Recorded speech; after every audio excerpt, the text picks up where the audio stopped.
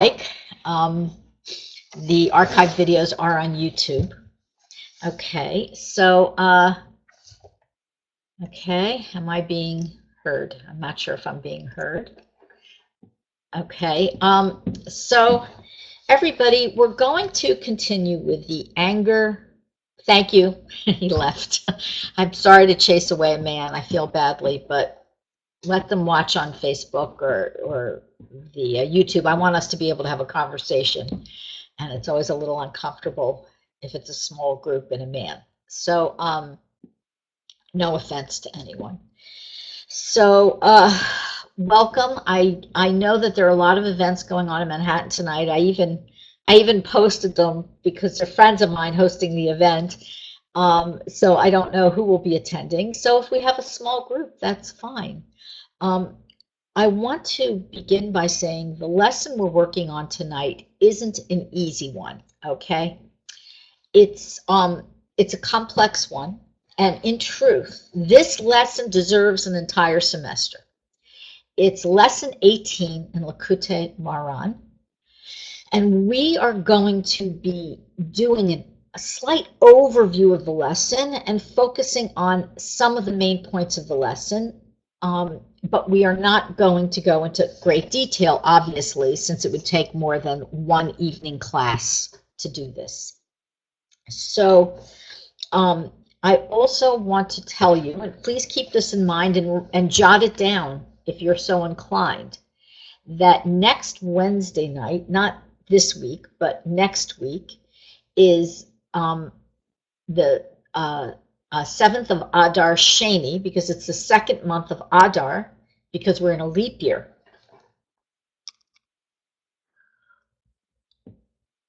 And in a leap year, we have 2 months of Adar, which means twice as much Simcha. But the 7th of Adar is Moshe Rabbeinu's yahrzeit. And some people have a custom to fast. Some people have a custom to have a special Suda, to say special prayers, and so on and so forth on Moshe Rabbeinu's yahrzeit. And some people hold during a leap year to do it both times. The 7th of Adar comes up, and some just do it one or the other. I'm telling you this because there is a special prayer in the 50th gate, volume 1, okay? And the prayer is part of the prayers that align with the lesson we're learning tonight. It's smack in the middle of prayer number 18, which goes with lesson number 18. So that is a clue to you right away that we're going to be talking about the concept of the Tzaddik tonight and the Tzaddikim. And this concept as it relates to anger management, okay? It's until we get there, you're just going to have to take that winding path with me. And again, we're not going to make too many stops along the way. We're going to do an overview. But if you're so inclined to say that prayer, you know where to find it. If you can't find it, we almost always post it on Breslov.org. You can even Google, do a search, and you'll find it there. And also, if you're so inclined to learn lesson 18, it's very powerful, complex, but moving. Okay, so lesson 18 is about a few concepts, and I'm going to give you an overview. So it begins with the concept that everything has a tachlis. And in Hebrew, this word tachlis or tachlit is a mixture of both goal and the reason for the goal or the purpose. And that it begins with that everything we have in this life is serving a higher purpose. What is that purpose? The ultimate purpose. And the ultimate purpose is the bliss and pleasure and delight of the world to come. Okay? The delight itself of the world to come is very holy. And that's the purpose of everything. When we say Olam Haba or Olam Haba, what do we mean by the world to come? So there is a double meaning here. It means certainly it means the world after this world, when our bodies are no longer needed and our neshamas, our souls go up. That's Olam Haba. And then there is a corresponding and related Olam Haba when Mashiach comes and the Geula occurs, the redemption occurs, and people are liberated. They're still in their bodies. We'll all be in our bodies, but we'll be liberated from the pull of our bodies. And we will begin over time, because there's a process to this Olam Haba, to start to experience more and more delight. Shabbos in this world, okay, we say it's a little taste, a little slice of Olam Haba. We experience a little of the delight on Shabbos. And we even sing about it at Shalashidis, those of you who know. But in truth, it's very difficult to really imagine what this is like. So the Rebbe tells us that it was only to reach this Olam Haba that the entire universe was created.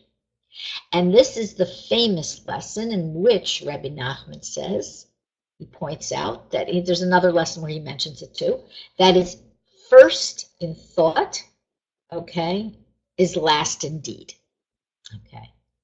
So the example he gives in the lesson is that if a person builds a house, and I'm going to give the example in my own words, if he builds a house and he has a conception of a beautiful house in his head, okay, that beautiful house is the end goal.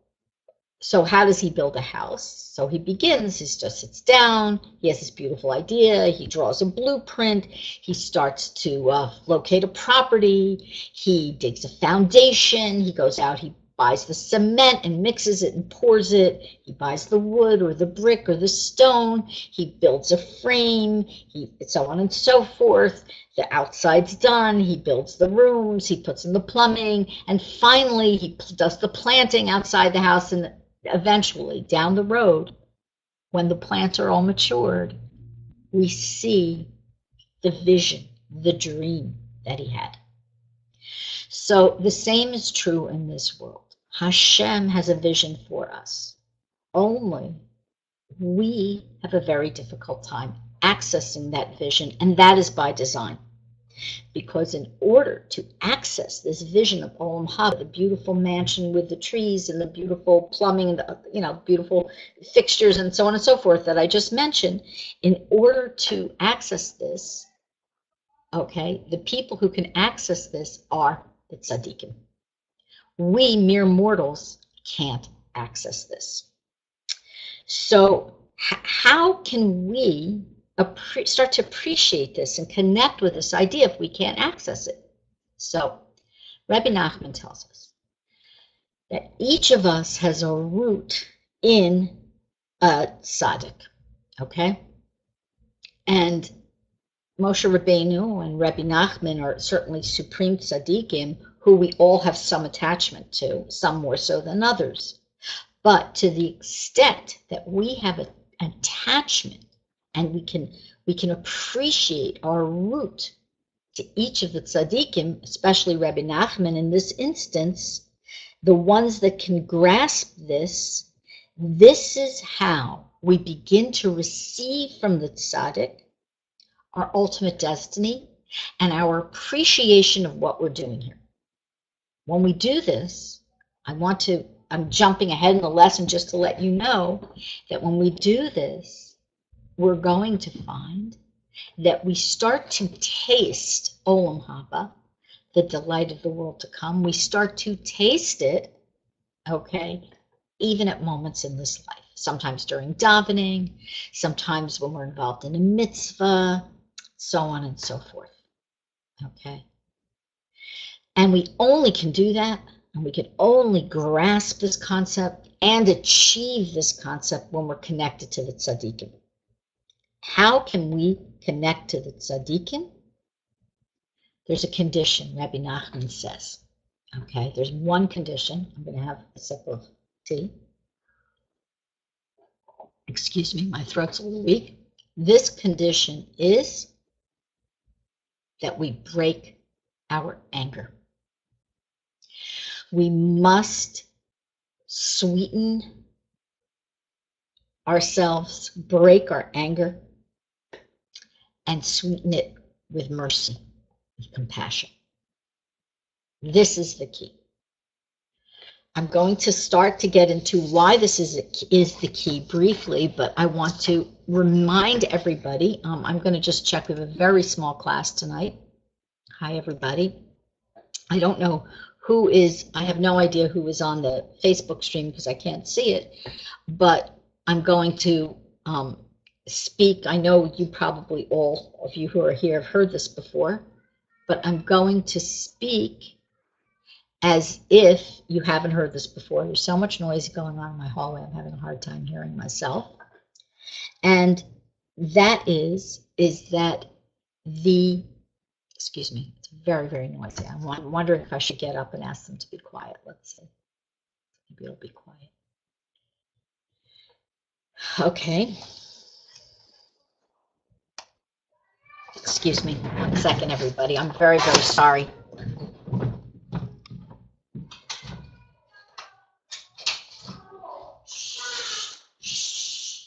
Please, we're recording here, please. Oh, my goodness. Moish, they're screaming in the hallway. I know. Did I lose anyone? No, sorry. They're having a little party in the hallway. Sorry about that. Okay. Where was I? We were speaking about anger. I didn't lose anyone. Okay. Before I go to the point that shows why anger is tied up in this, I want to mention again, for those of you who are here know this already, that women show, express, understand, and experience anger differently than men. Okay? So what we have to do is we have to be honest with ourselves about what is anger and what isn't. And this is for each of us to decide personally. It's not for me to say. However, being aware of this is very important. Okay? Some people express anger by yelling, by screaming, by pointing fingers at people, by blaming, and so on and so forth. And some people, many people, and often women, express anger more subtly. Okay? And we all have to figure out how we do that. Because Rebbe Nachman doesn't say in this lesson, people who yell aren't going to be able to receive from the Tzaddik. No. He says people who get angry. Okay? There's a subtle but important difference. Okay, so we're going to continue. So the Rebbe says that we mustn't allow anger to make us act cruelly. Okay, so this is the key to our anger, to really understanding our anger. Okay, so it's not necessarily just about yelling. Okay, how are we acting cruelly? What do we do that's cruel? Okay, most of us, I'm assuming all of us here tonight, have graduated from, petty name calling, whatever. Hopefully we've never done that. But we may act cruelly in other ways, even if it's only in our heart and our thoughts. Okay? This is something we need to think about. We need to examine. We need to explore. That is so noisy. I'm so sorry. I'm wondering what to do about this. Sorry, guys.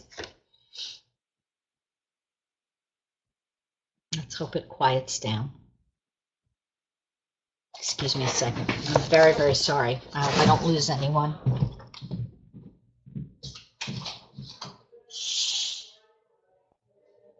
Excuse me. I don't know if you know upstairs. I'm recording a live share. It's downstairs or upstairs? No. Okay, thank you.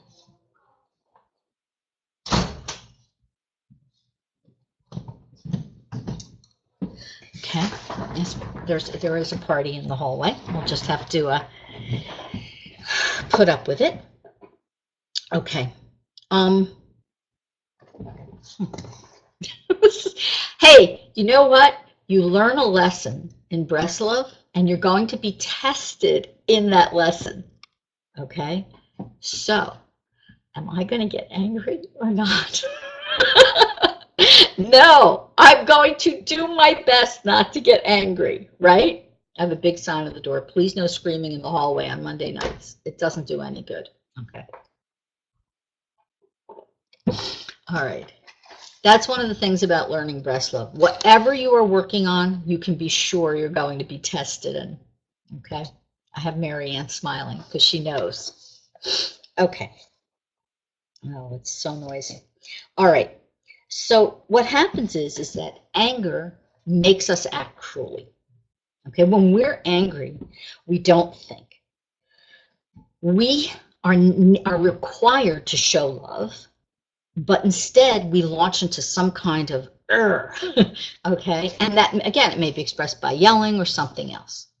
So what is it? Why is this so essential? Because as we all know, anger is literally idol worship. Okay, why is it idol worship? At the simplest level, it's because we're forgetting about Hashem and we're worshiping what we want.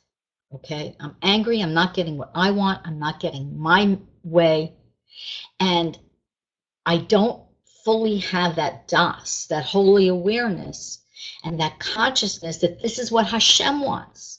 Hashem wants those people partying in my hallway. He does, because it wouldn't happen otherwise.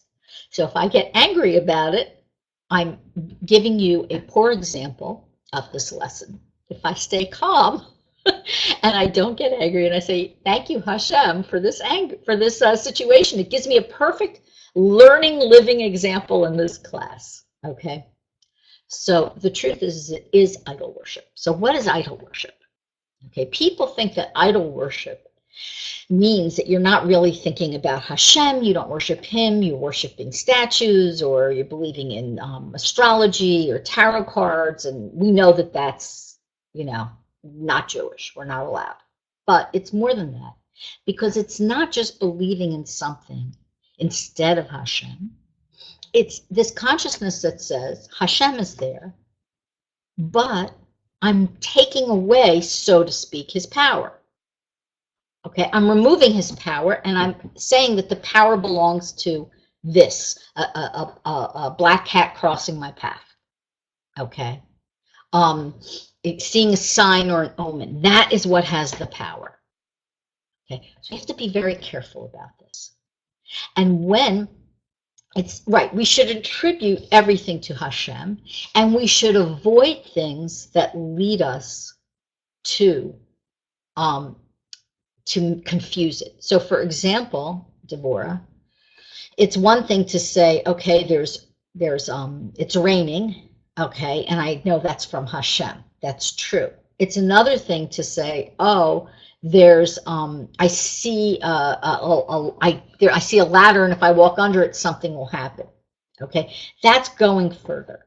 That's saying there's a force other than Hashem, or that Hashem can only act through an intermediary, which is absolutely not true.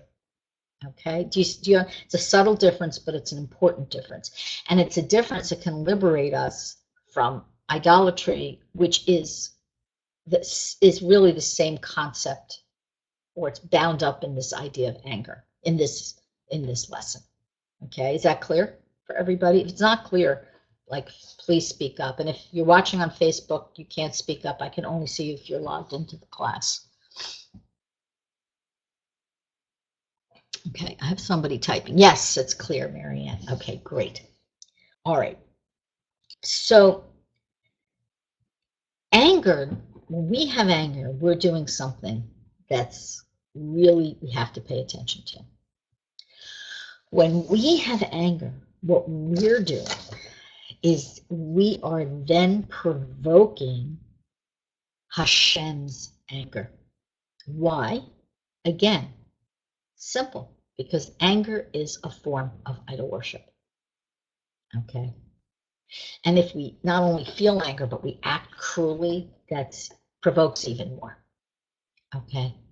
This is Haron Af. This is a form of anger that Hashem has when people don't acknowledge and know and live and believe that he is the only force in this world.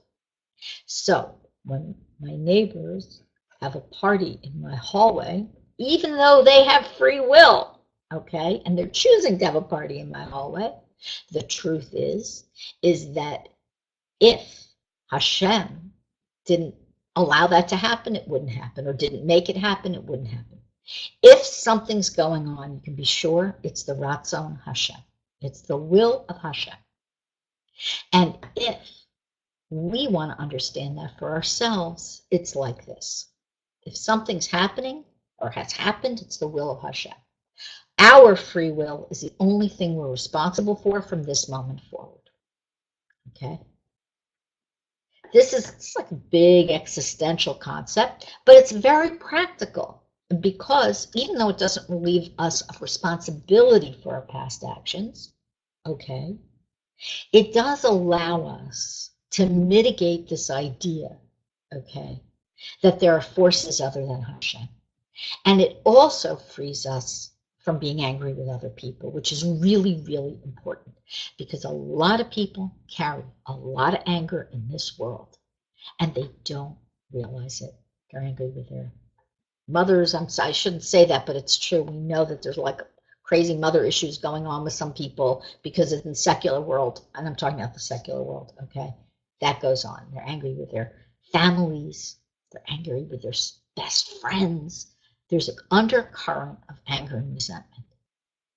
And we, by feeling that, not examining it, leave it there unexamined to simmer, we are in effect acting cruelly to ourselves.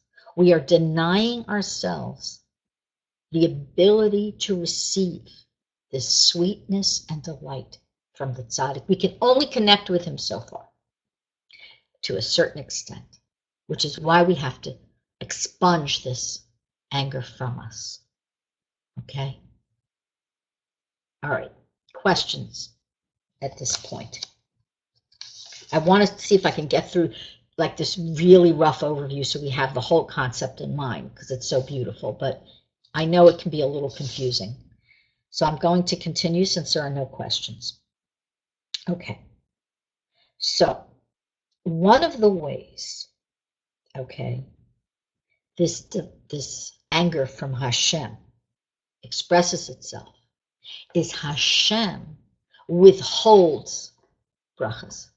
He withholds all the stuff we want to see in this world. And the tzaddikim then feel the need to hide themselves. They don't feel capable of being and expressing leadership and taking hold and responsibility for us. We have to connect to them, okay? Because when divine favor is hidden, the tzaddikim don't want to incur wrath, okay? They kind of lay low, all right? However, when we break our anger, we get rid of it, okay? Hashem, what happens? He's no longer angry, right? And that causes the tzaddikim to reveal themselves.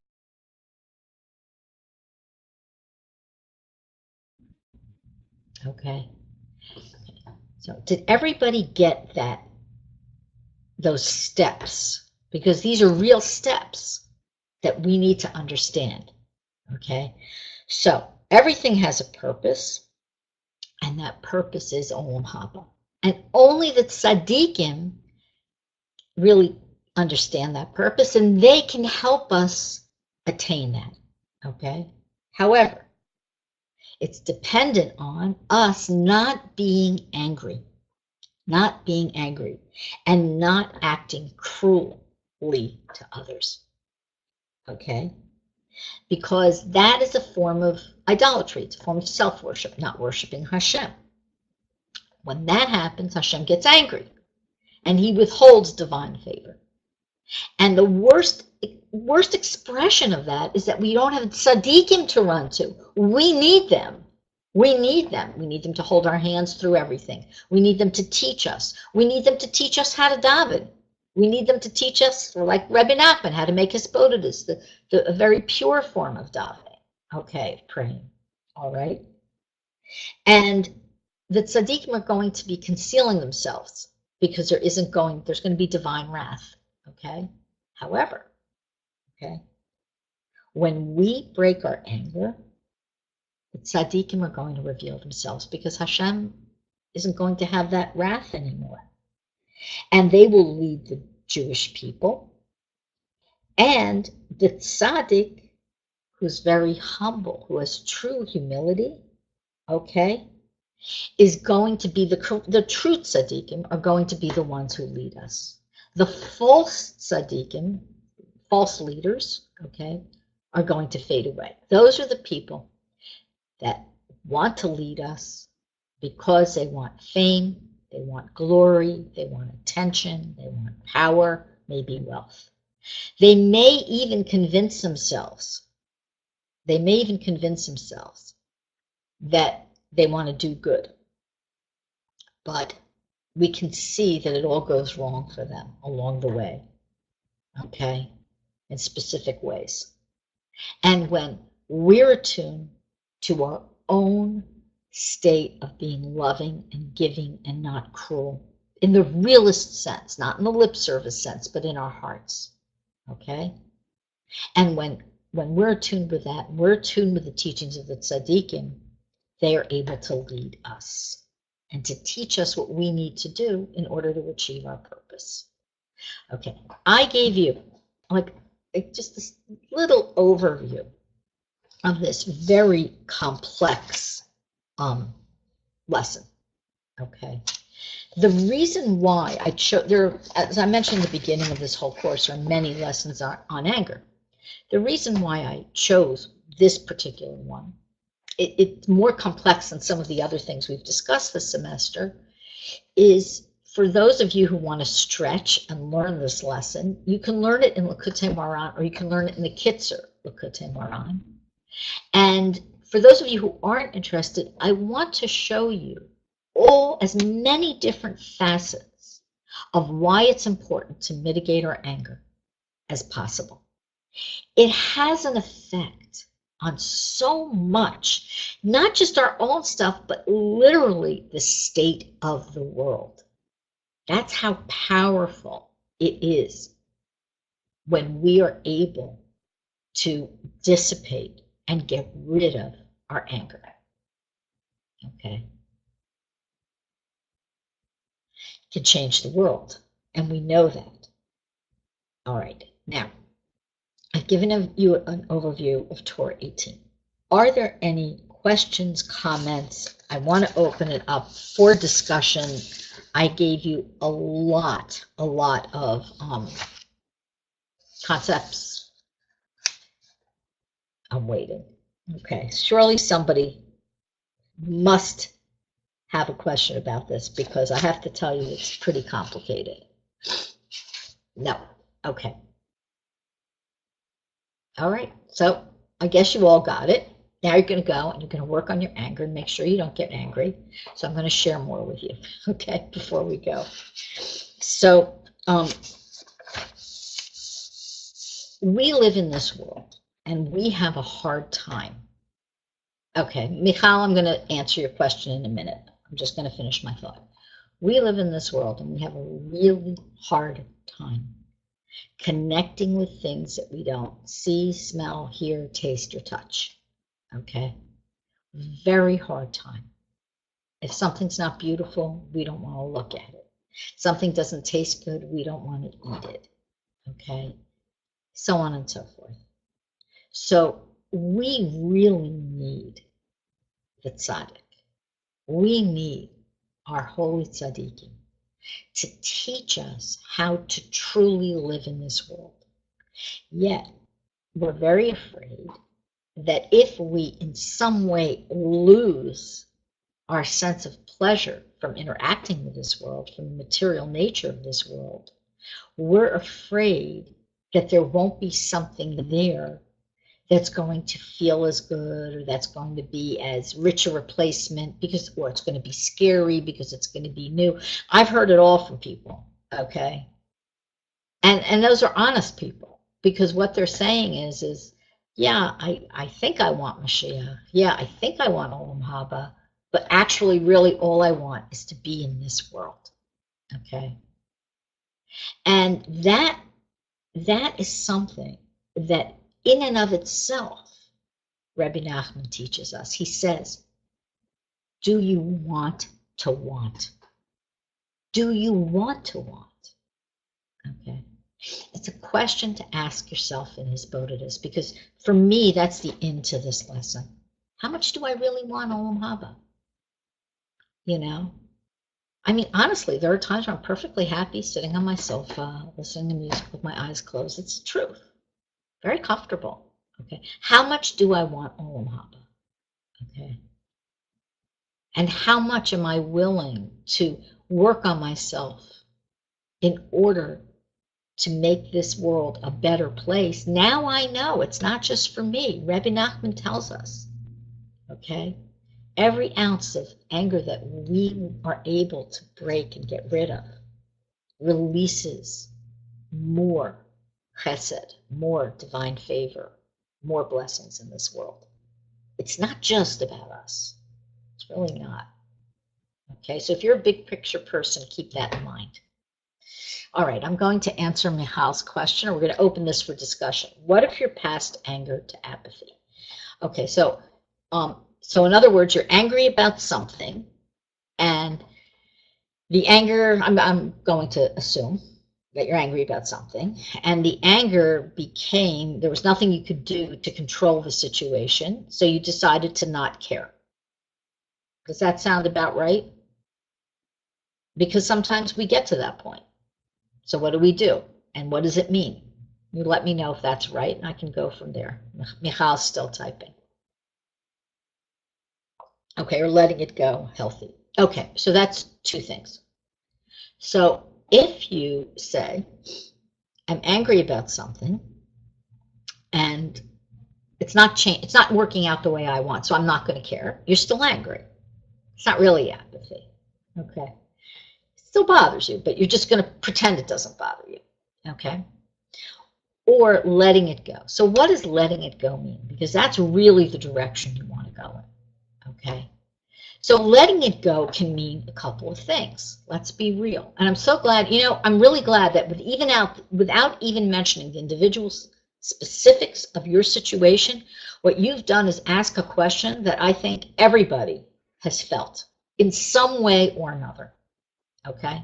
I think this is a really good, real question. So what does letting it go mean? Okay? So if, you watch a talk show and you let something go and you decide you're not going to be angry about it, and then everybody's happy, hunky-dory. Okay? What does it mean from a Jewish perspective? So from a Jewish perspective, it's a letting go, but it's more than that. It's an acknowledgement that whatever the situation is, comes from Hashem. Even if, and especially if, another person is the object, God forbid, of your anger. Because another Jew is not allowed to be the object of our anger. Just not. It's very hard. And by the way, I'm saying that not as somebody who never gets angry at people. I'm saying as somebody who would like to not, and who's working on that really hard for a long time. Okay? We have to understand. We can't understand, but we have to try to understand that whatever happens to us, there are agents that may be the cause of what's happening, but it's still from Hashem. It's still from Hashem. Letting it go from a Jewish perspective means going to the field, going to make hisbodedus. It can be in your bedroom. It doesn't have to be out in the field. Going to make hisbodedus, talking to Hashem and saying, Hashem, okay, whatever this is, I know it's from you. And rather than get angry with a person, Okay. Okay, so I'm going to follow up with your continuing comment, Michal. Rather than get angry with a person, we understand that Hashem sent this, and there's no pointless to get angry at all. Because if Hashem's sending something, okay, then how can we be angry? Is that going to stop you instantaneously from getting angry just because you heard that? No, probably not. It doesn't stop me, but it is certainly something that I have worked on. And anybody, if I can do it, anybody can do it. Okay? We can work on this over time. We can get better and better and better and better. So that when my neighbors are screaming in my hallway and I have a big sign up there saying, please, just Monday nights, please keep it down Monday nights, just from this time to this time. And they're standing in front of my door, literally, like 6 kids making noise with their parents. I can say that's from Hashem to give me a beautiful, Baruch Hashem, look at that. Hashem gave me a made-to-order example for this class. And what a fun one, too. It's not like a long simmering anger. It's just an instant one, okay? But if you have a long simmering anger, which sounds like if you're past anger, I'm assuming you've been feeling angry for a while, then it's really time to look in the mirror and say, okay, and say, Hashem is sending me this. It's for my good. Somehow I have to work through it. And I'll tell you what, I have discovered something really interesting. And I can't say 100% of the time because I haven't been able to accomplish it 100% of the time. But what I have discovered is that when somebody pushes my buttons, and I shouldn't even say that, when my buttons get pushed, okay, I am now at the point where even as I'm annoyed and even as I want to say something, I still am saying in my head, it's from Hashem. It's not them, it's from Hashem. This is like a really big hill to climb, okay? Because everybody has 1 or 2 or 3 people or things that they feel their anger is justified for. They say, okay, I'm not going to get angry with my neighbors because who cares? But when my relative, okay, or my best friend or my spouse does this, that's when I'm going, or when that group over there does that, that's when I'm going to get angry. I'm right to be angry. Well, I have news for you. Not really. Not according to what we're all learning this semester. It's still a form of idolatry. True, it's not an exact, openly acknowledged form of idolatry, but it still is idolatry. Okay? You're still giving power to that other person. If you can find it, so when the Rebbe says break your cruelty, okay? If you can find it in your heart, okay, to love that person and to dissolve that anger and bitterness and frustration you feel, well, we know that Hashem, when you dissolve your anger, he dissolves his anger, and it works very personally. Okay? So, I hope I explained that. You say 2 steps forward, 1 step back. Yeah. So as long as you're doing the 2 steps forward, right? I mean, there has to be a measure. There has to be a way for us to evaluate ourselves. If we're busy evaluating everyone else, we will never do what we were put here to do, which is to fix ourselves. Okay? Because that's how we really fix the world. Okay? We're here to fix ourselves. We're not here to fix other people. All right. And some of the way you may need to fix yourself is by helping others. Okay, I'm not saying that's not the case, not that you should only focus on yourself. But when it comes to this issue, the way to really move forward in your connection to the tzaddik is to heal that anger, because anger is a rupture. It doesn't just take you away from that other person. I'm assuming right now we're talking about we're angry at people. Okay, because that's usually how it is, but not always. Okay, but it breaks your relationship with God, and it breaks your relationship with the tzaddikim.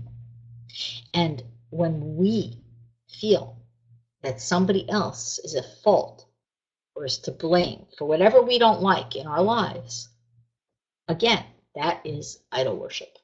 It's idol worship. Is there ever a level where you can say to someone, look, I don't like what you're doing, and this is bothering me? Sure. That's different. But we can say that by working through our anger first. Got to get to the point where we're able to really not be angry. Yes, so Michal says, I completely know it's from Hashem. Still, it's not easy for everyone. And we don't completely know. Because if we all completely knew, we wouldn't get angry. We really know with a capital K. Okay? We have low-level awareness. If we have high-level awareness, we'll be walking around like constantly like, hey, haha, right. Okay? And again, the point is that are there any neat tricks and neat tricks and steps and this and that? Yeah, probably a few. But the main thing is what Rebbe Nachman tells us. There's no shortcut. There really isn't. It's thinking about all these concepts and asking yourself serious questions. Do I want to connect with the Tzaddik? Yes, check. Do I want to connect with Hashem? Yes, check. Do I want Hashem to be angry with me or this world? No, absolutely not. Okay, check. All right. Do I wish I could appreciate Olam Haba? Do I want to want, as Rebbe Nachman asks? Okay, maybe I don't truly want, but do I want to want? Yeah, of course, I'm a Jew. Of course, I want to feel that. I want that. Okay, check. Do I want to follow the Torah and have the Havas Yisrael for, love each person? Yeah, absolutely. I want to, except for that person in my hallway. Them I don't. They're not on my list, so forget it. Okay, I'm joking, but you understand? They all have to be on the list. Everyone even the people staring at the sign that says "Be quiet" and saying, "What's this sign?" Even them, they also have to be on the list. There is nobody that is exempt. There's nobody that says, "Okay, that person I'm allowed to be angry." Is it normal to feel angry? Sure. Is this saying to stuff or repress? No, it's not. It's saying to transform, to really think through what it's really about. Okay?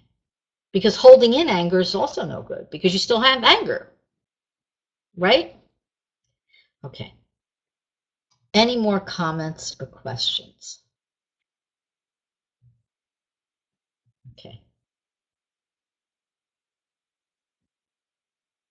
No? Okay, I see somebody's typing. Yeah, good. Thank you. You're welcome. Okay. A few people are typing. Good. Everybody's in good condition. Baruch Hashem. By the way, I really want to thank Hashem because that was such a good example. I'm so excited that noise that drives me crazy actually happened specifically in this situation right now. Divorce is judging others favorably fits into this. Of course it does. It all fits in.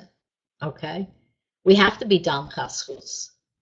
Again, even if we're not angry at other people, okay, we can judge a situation favorably. We don't know why this stuff's happening that's happening in our lives, the difficult things that are happening. I hope you will all read the women's book when it comes out. There's some amazing women who contributed to this book, who are still contributing. Not all the essays are in yet.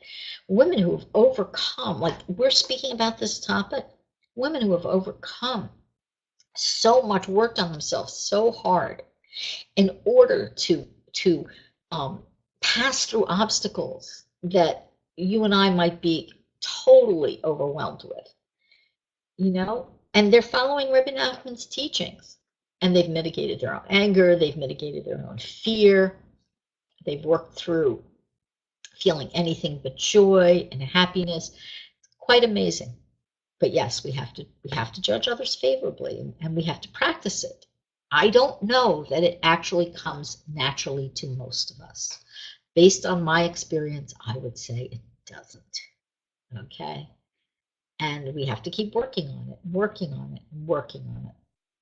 All right, everyone, I hope you have a very good week.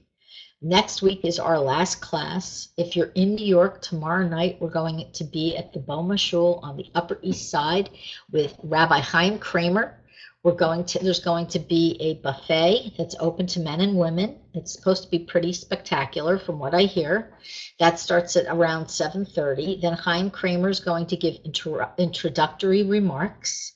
And then we're going to split up into two classes on a Zomer, one for men and one for women with me, and one for men with Chaim Kramer. And I hope I see you there. And thank you, and have a very wonderful evening, and see you next week, I hope, everyone. Okay, take care. Let's see, how do I...